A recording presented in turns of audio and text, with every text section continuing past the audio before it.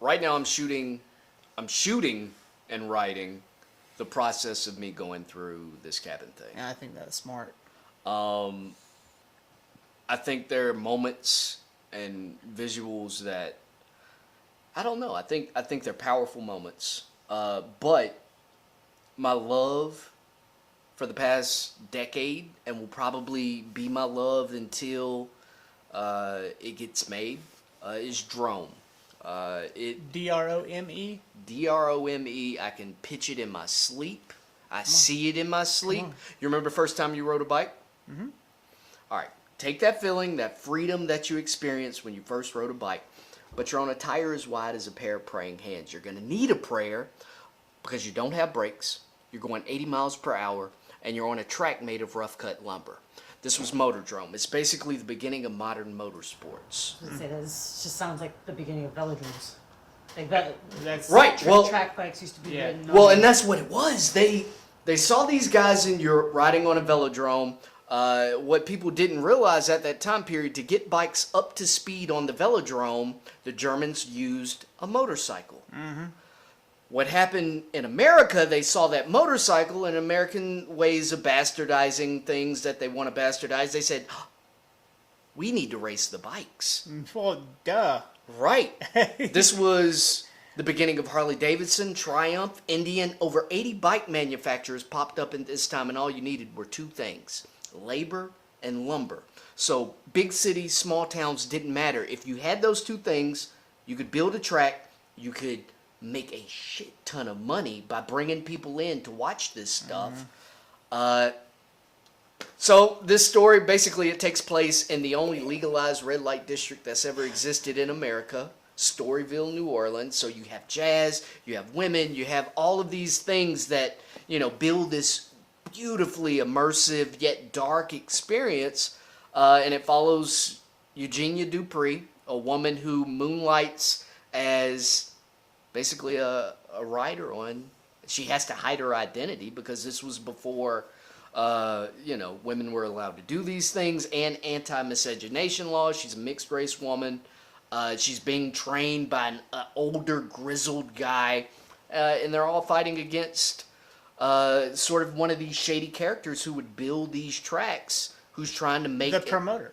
The promoter. The promoters are Frederick Cloutier. He's just this nasty character. Well, the promoters in real life are almost always villains. They're scuzbags, man. Most of the time. Most of the time. There's a few that are all right, but I worked in racing for 16 then you years. know it. And every time I'd be involved with a vendor, they'd be trying to siphon $450 off me just to shoot there, or they'd be trying to, get me to be there for free, or all sorts of reasons. And they would hide under the veil of nonprofit.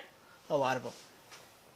Oh yeah, it's a 501, man. Yeah, 501c3 racetrack with vendors and snow cones and that's this guy, man. And I moved out to LA essentially for a movie for a month. It was called Jesus in Cowboy Boots. I was working in production design on it, and I was pitching. I was pitching every possible opportunity. Went to a pitch fest. Guy loved it. It got a 2-year option. It came out of its 2-year option. Rewrite. Yeah. Rewrite. At this point, I've rewritten this script, I want to say 8 times. Oh, well. Yeah, that's about right. Last rewrite, virtually submitted it. Everybody loved it. Nobody wanted to take a chance on it. And I'm wondering, what's the problem with this thing? Somebody from Mount Holly, North Carolina, a manager, sends me an email. He was like, love the story. It's great. And he was the first person to ever be matter of fact with me on it. He was like, Hollywood's not going to spend money on this because your lead is an African-American woman. Well, that's weird. This was before the past couple of years that there's been this groundswell. So he says that to me. When was this? Probably 2016? This was 2017. Okay.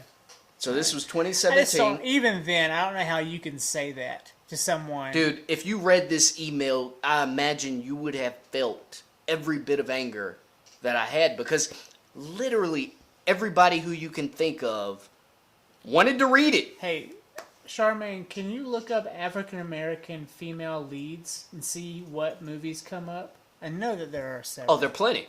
There are plenty, and this is the other part of the coin. The producers of most African American female-led movies, there are a couple of guys.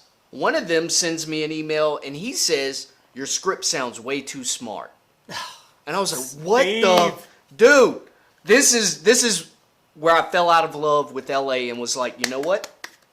I'm out." I think, well, we've had this conversation off camera, but I really think that if you're going to do it, you should find a way to do it yourself. Well, I mean, that's... Like, not yourself, but like, you direct it. Sure. And You but you have produce to be realistic when you're talking about a movie that involves effects heavy. You know? There you go, Tessa Thompson. Tessa Thompson is Come on. ideal. Ideal. I mean, you know, you have Zendaya, you have Tessa Thompson, you have all of these women who are crushing. I love the story. The story has legs. It does, man. It involves major bike manufacturers at their infancy. So, Also, know, legacy bike manufacturers. legacy bike Indian. manufacturer, Indian, Harley Davidson, you know, Triumph. These are big names, man. So, you know, I would love to figure out a way before I am dead and gone to get this thing made. But right now, I'm just feeling a little browbeat and a little bit, browbeat. yeah. Yeah. Sure, but let me ask you: have you feared losing it? Yes. To some Yes. to some dick face. Yes. Who rewrites it? Well, here's and what puts happened. it in a new city. Here's what happened. One of the people I pitched it to asked me, "Okay, that's great. What else do you have?" And I pitched something else to him. 3 years later, he and his wife produced it. It became a show. They did a shit job on it. Can you tell me which one? I will not do that. But I will do that Okay. off camera. Okay. But yes. Well, you know there was a what's that show on the Outer Banks, the OBX or Yeah. whatever? There was a school teacher out of Raleigh who sued the producers of the OBX because he said that it was his script and screenplay that they repurposed, and they changed the names, Yeah. and they changed the actual location from this part of the Outer Banks to that part of the Outer Banks. It was that vibe. I sent the script to a friend of mine from college. Thieves. She read it. She was an assistant. She was an assistant who was trying to move up.